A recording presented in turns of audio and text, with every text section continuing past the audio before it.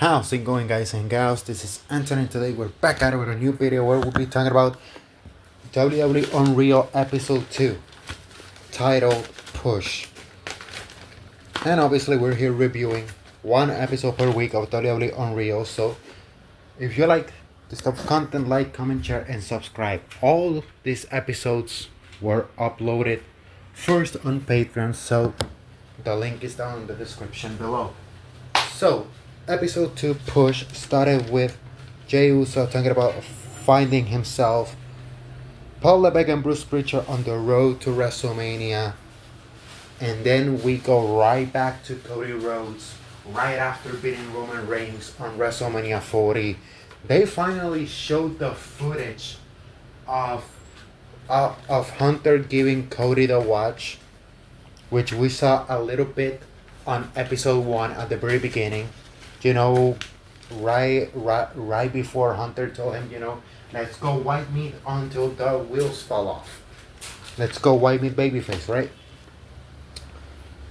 And how the absence of Dusty not being there, and we see Cody getting teary-eyed talking about his dad. Still on the topic of Dusty, CM Punk and Michael Hayes talk about Dusty's influence on the wrestling business, felt even to this day. Michael Hayes talking about how Dusty's economic struggles in the early 2000s led to Dusty going to a pawn shop and pawning that watch. And it took 20 something years, but Cody finally has it on his possession.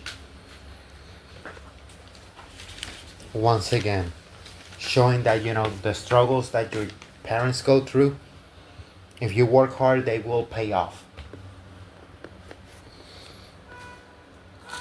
And right after the Cody topic, we go straight up to the Kevin Owens and Cody Rhodes angle, and Cody is talking about how that angle started with Hunter telling both of them, let's do the turn without any cameras, because we know, and let the fans record it and post it on social media. And at first, both Cody and KO, they were like, that's not gonna work. But hey, they did it anyway. And remember, that turn blew up Twitter. And obviously they are talking about that entire angle, about how KO feels betrayed for Cody helping Roman back at Bad Blood. How he's like, those guys made my life hell and you're helping Roman now? What the hell? And we see footage from Saturday night's main event. The match between KO and Cody for the title. And as we see the finish, we're going back and forth between the footage of the match and the creative meetings, talking about if they're gonna use the package pile driver in a post match. And we see how creative is discussing, hey, let's do it off camera. Let's have Kevin have his hit back after the show is over and hit Cody with a package pile driver. And obviously we have the audio of the creative meeting alongside Saturday night's main event footage fused together in an excellent edit right there. And we see the package pile driver, KO still in the Wind Eagle. We also see more of the confrontation between Triple H and Kevin Owens. They're throwing F-bombs in there. You're my effing problem. You effing brought me here. This is your fault, Paul.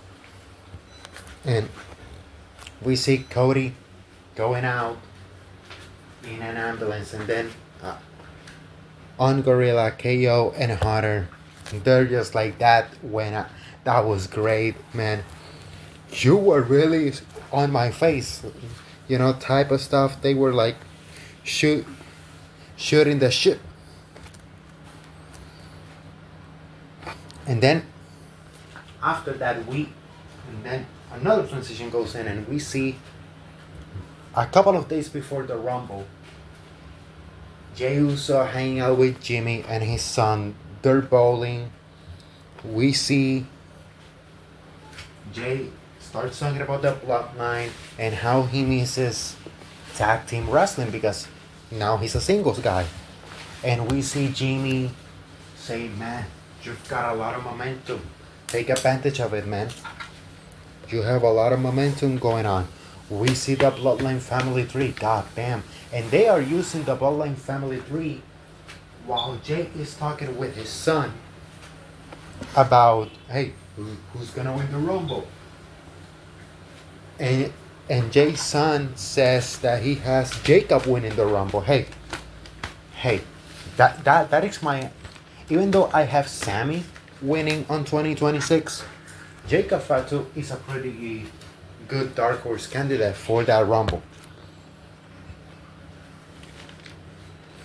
And on my notes, I just put Jacob Fatu getting love because we saw like a mini montage of Jacob Fatu while Jason is saying that he has Jacob winning the Rumble.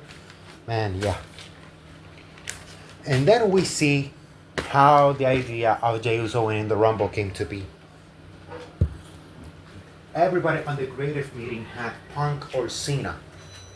And Michael Hayes came in with the idea of Jey Uso winning the Rumble. And guess what? He's right. The guy is hot. Take advantage of it.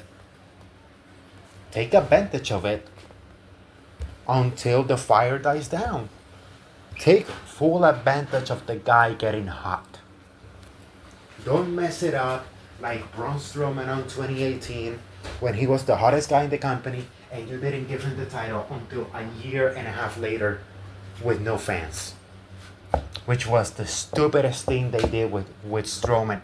They never took advantage of him in 2018. When they finally gave him the title, it was without fans. You even gave him the Money in the Bank briefcase, the hottest guy. And then guess what? Did you turn him heel? The hottest guy in the company at the time, you turn him heel. Because Big Dog Strong. And sorry about my rant, but I digress, Michael Hayes is right. You take advantage of the hottest guy until the wheels fall off. So for the people that are, Jey Uso shouldn't have won the Rumble. F you. He should have. He should have won the Rumble. I won $700 on a bet in a casino because Jey Uso winning the Rumble. I put 40. I won 700. So thank you, Chris Featherstone from Sportskeeda, Vince Russo's co-host, for putting that rumor out there and making me win $700.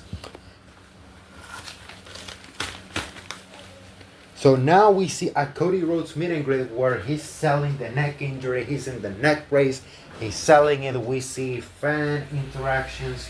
Some fans follow him in the indies just like I did. So he's like, you were there through the dark times. Yeah, man. The dark times, yeah. And after the meet and greet, we go straight up to the Royal Rumble in Indianapolis. We go once again back with Jay. We see Jay is talking about how he was the first entrant in 2024 and how he lasted over 55 minutes being the Iron Man in that match before being eliminated by Gunther. Then we also see some unedited footage of the Royal Rumble 2024 with Punk being backstage saying, "Man, I think I tore my tricep," and you see like the blood starting to, and you see his tricep all red with ice in it. Obviously, it's red because of the blood coming out of the muscle because the muscle is torn. And he's like, damn it, damn it, damn it, damn it. I thought that was pretty cool that they had that footage from 2024, from the Royal Rumble 2024. And then we go, and during that footage, from the doctor checking him before confirming it was a torn triceps, we see some footage of 2025 Punk and 2024 Punk simultaneously talking about the possibility of main eventing WrestleMania and how that fire is still in him because he's never done it. We also have John Cena doing a Make a Wish meeting. Some kids are talking with him, and I really like how a kid said that CM Punk and John Cena are frenemies, you know? And he's explaining to a little kid, well, Punk and I are friends that do not like each other that much. But somehow we're friends. And that kid said, well, frenemies. And he's like, that's a great way to describe it. And I started laughing, because those two are the polar opposites, but they have so much love from the crowd, and they can have the crowd on the palm of their hands, how in whichever way they want, and that is how legends are made. How can you have the crowd on the palm of your hands? And that is professional wrestling right there, ladies and gentlemen. So we see Stephanie McMahon talking about, and now this is the Royal Rumble 2025, and I'm gonna go a little bit over it. I'm not gonna be so extensive about it. I'm not gonna be so extensive about it. But we see, Stephanie McMahon kicking off the Rumble. We see footage of the WWE title ladder match, where everybody got scared because of the Fisherman superplex spot, and everybody was like, "Are they okay? Are they selling?" Blah blah blah.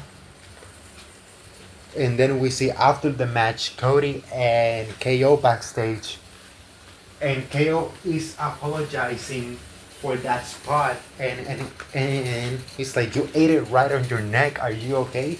And Cody's like, "Yeah, I just propelled to the stratosphere. I'm gonna." And then Cody's like, "How do you feel?" Horrible, but at least my spine is good. My neck is okay. It's just bruising, so I have no right to complain. And the funniest thing is Kevin Owens been so preoccupied while being busted open, and he's like, "Well, I'm gonna text my parents and my wife." Like, man, family first. That's why KO is the freaking GOAT. And then we go into the Royal Rumble match, where we see how the I Show Speed celebrity entrance came about. We see how they were talking with Tosawa about how the spot is supposed to go. And man, I really like I Show Speed. He took that Braun Breaker spear like a champ. And then we see a Roman Reigns spear montage and elimination from the Royal Rumble. And we see Jay's entrance going out, and now he's talking about,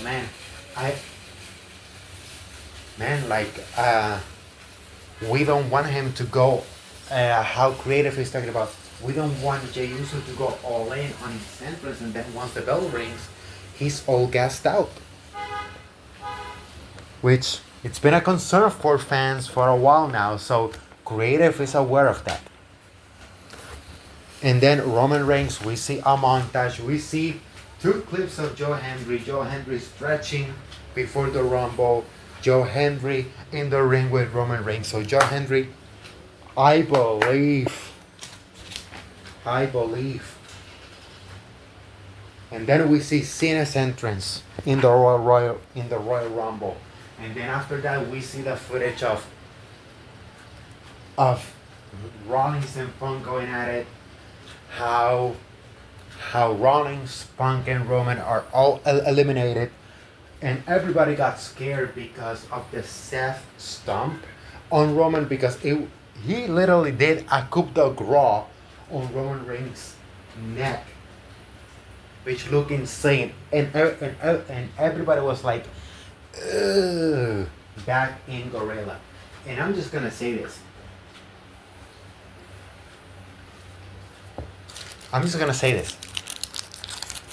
That spot reminded me of 2015 Seth Rollins because of how unsafe he was. Because if you remember at the time in 2015, Bret Hart was ripping Seth Rollins apart because he was injuring people left and right.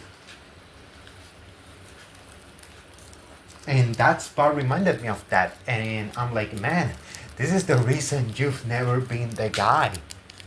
Because you're a little unsafe, you're a little inderific. And that's always been the problem with me with Seth Rollins. I'm not denying his talent. The guy has a lot of talent, but he's always been a little bit inderific. He's like he's like a professional version of the Young Bucks. Let's just put it that way. But with 10 times more charisma. You know what I mean? So, but again, I digress. Now we're here on the final 6. We see how Logan Paul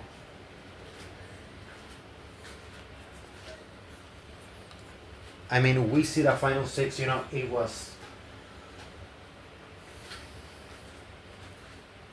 Seth, Punk, Roman, Jay, Logan Paul, John Cena, and obviously it's so weird because the final 6 was 5 baby faces and 1 heel. So they did perfectly with Seth being eliminated, and then right after Logan Paul eliminates both Roman and Punk to leave it to the final 3, would have been Jey Uso, Logan Paul, and John Cena.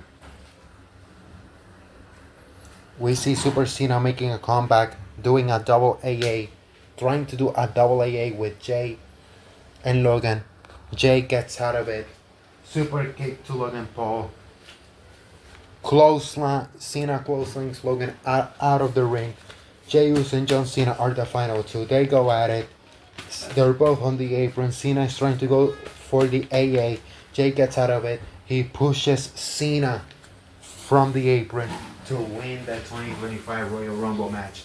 And we see Jay celebrating with his son. He goes backstage. Jimmy and Jacob are there. They're all celebrating. He is grateful to Paul for the opportunity he's been given. Blah, blah, blah, blah, blah, blah, blah. And then we go back to Cody Rhodes and John Cena. John Cena is talking now. This is one more step in the story. So at the end of this episode, we are continuing to build on how the John Cena heel turn came about.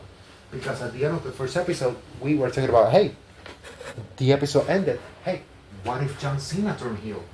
And in here, John Cena is talking about, there's one more step in the story that we're building. And then we go right back to Cody. Right where episode 1 started, on his house, December 24th. And the interviewer asked him, who do you want to wrestle on WrestleMania 41? Cody thinks for 2 seconds, and he says, John Cena, and the episode ends.